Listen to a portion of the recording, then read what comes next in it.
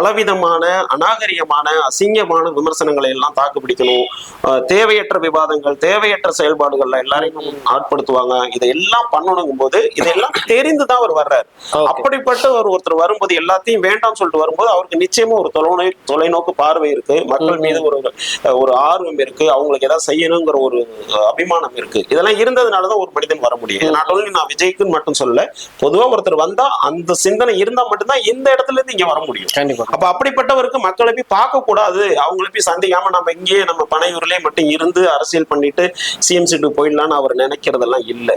ஆனா நடைமுறையில பல சிக்கல்கள் இப்ப அவரு இந்த சந்திப்புகள்ல நடந்து மாவட்டமா போகும்போது நமக்கு ஆல்ரெடி தெரிஞ்ச விஷயம் தான், பழைய கதை. கரூர்ல ஒரு பெரிய சம்பவம் அரங்கேற்றப்பட்டு அந்த சம்பவத்தினால அவருக்கு என்னென்ன மாதிரியான முட்டுக்கட்டைகள்லாம் வந்தது, அவர் ஏன் இப்ப வெளியில போக முடியாம கோர்ட்ல அந்த எஸ்ஓபி மாதிரி சில பிரச்சனைகளை போட்டு எப்படி எல்லாம் தடை பண்றாங்க.